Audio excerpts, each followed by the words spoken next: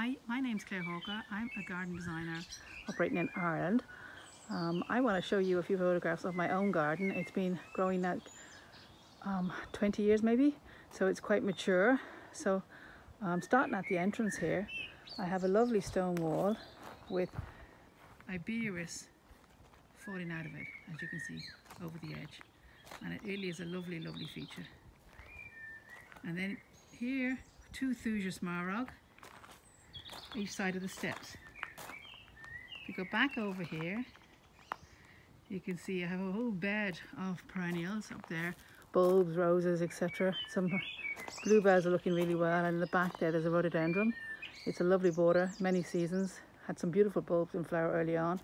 And then at the very front, you can't really see at the corner, there is a phlox thyme tumbling over the wall. So we're going to go back over here and we're going to go up the steps. I have a lovely red rose each side of these steps, which in the summertime is beautiful. Unfortunately, the thujas are getting a little bit too big each side and pushing the roses out, something that I might have to address. But if we go up the steps here, you can see what I call the top lawn. The very front of the garden, there's a grissellini hedge and a border in front of it.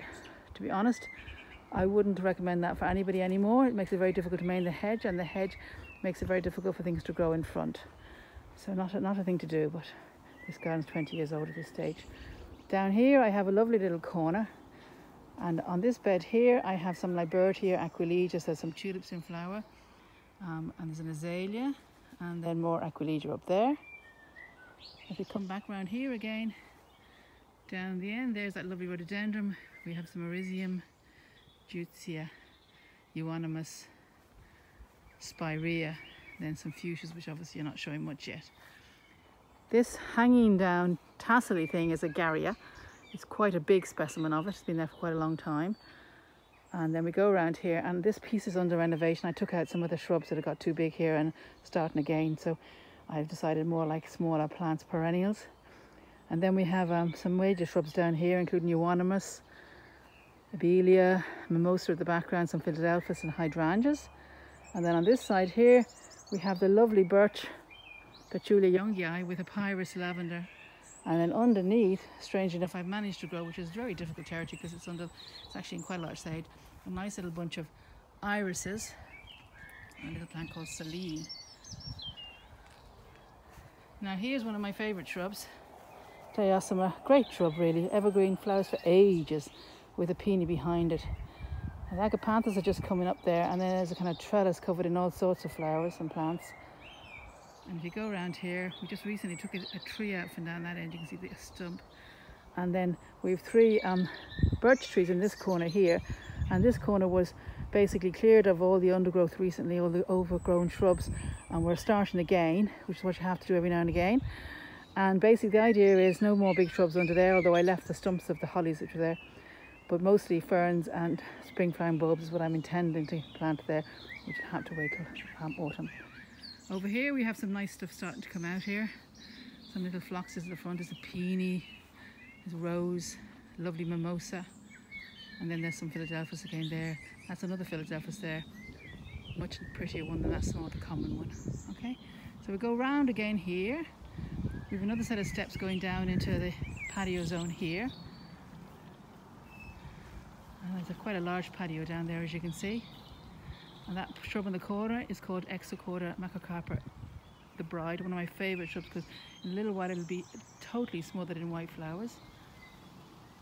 On this side here, remember I mentioned the grissellini hedge, it also goes down this side. As I said, not to be recommended with a border in front, but trying to get plants to grow along here has always been a struggle. We have some Sarcococca, which isn't doing badly. Some geraniums, definitely highly recommend them for such a situation. Heucheras aren't doing badly. And then we're coming into some epimedium, and then a bunch of white tulips, which are just going over now. On this side, you can see my trellis with clematis coming out all over it, underplanted with some camasias, tulips, and a few more heucheras and other types of plants under there. There's some salvias, they're not showing yet either. Now that's my gazebo there, a wonderful addition to any garden, highly recommended. It's a nice generous size, it actually has a barbecue seating at the back, etc. in it. And then there's this little corner of my favourite roses, not in flower yet.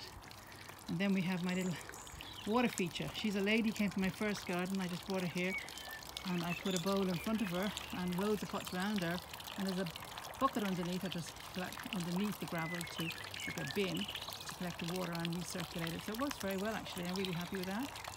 And then the patio goes off down to that corner down there. As you can see, on one other side of the garden I actually have a sea view. I have a lawn down to a natural hedgerow, which we have done some cutting back of recently to try to keep our sea view. That's nice, and a copse of trees in the corner. Over here, if you want to come around here, we have some more mixed border, some geranium. That's a really good one for under trees. It really flowers very well. Aquilegia, Schwazia, Dicentra. There's a Euphorbia mellifera. I highly recommend. I like that shrub, but having said it gets too big and needs to be cut back every 2 or 3 years. Brunaria, blue little one in the corner there. And then we come around to, on the steps there's some Erisium and, Alesium and Arbrecia growing. And then we come down to what I call my little Japanese garden, which has some Japanese maples and my little Buddha and some Arbrecia coming out of the gravel. I like that. Now if we go back around here, you can walk out onto the lawn here. In this corner here I have my little herb garden. I like to keep that in the pots. Sage, mint, parsley, little sitting area. And then we go down here. Around here, quite a large area of lawn. As you say, we have an acre site, so we've got quite a large lawn. And this border is very much, I suppose, a summer border. A few things in flower now. Lovely shrub there. You see the lilac is coming into flower there, the white one. Then there's in the border itself, there's loads of bluebells. I see a few weeds need to be pulled, anyway. Loads of Aquilegia. There's a Philadelphus aureata, lovely kind of lime one at the back. Crab's claw. Some areas need a bit of work. We always have gardens are working project all the time. We have to always make sure that you keep on top of things, particularly with an acre. It can be quite daunting. There's the steps up to the patio again, covered in rugby balls from my son. Down here we have mostly what I call my grass border. It's got lots of grasses, some alstroemeria, ferns. There's an Andina domestica in there, some sedums, a peony, some geraniums, and then my lovely pond. Now unfortunately the pond has had some work recently because the electrics seem to be causing a problem and tripping the mains pump. But normally there's 2 ponds, as you can see, with a waterfall between, and that's normally gorgeous, so I might do a video clip of that later on when it's back to normal again, you know, but at the moment it's not. There's some works going on down there again. As I say, this is a working garden. Gardens have to be kept going, and if you want to look down the end of the day, there's 4 trees. Now it's a good example of a tree is not always a tree, if you get my drift. So the 2 middle ones are Acer brilliantissima and Amalus. The 2 outer ones are Carpinus fastiata and a Fagus, as in a purple beech. And people say they don't want a tree in the garden, but you know what? Not all trees are the same. The 2 middle ones are perfectly suitable for even a small garden, whereas the 2 outer ones, definitely avoid them. If you have a small garden, they would dwarf it. Just have to be very careful with selection of trees in gardens, but if you choose well, definitely you can have a tree. So when you go up the steps here, there's a lot more garden actually, but anyway, I won't go down there yet. Too much work going on down there, and I've got a vegetable garden which maybe I might show you another day. If you go up here, go up the steps, and we come round again, as you can see, we're coming round again into the lady, which is outside my kitchen, and she's beautiful. Anyway, there you go. That's all I'm going to show you today, and maybe give you some inspiration for your own garden. It is a big garden. It is under development still, even after 20 years. Some plants are overgrown, and requires constant work, but definitely worth it. It's beautiful. Keep down a lovely day like today. Bye bye.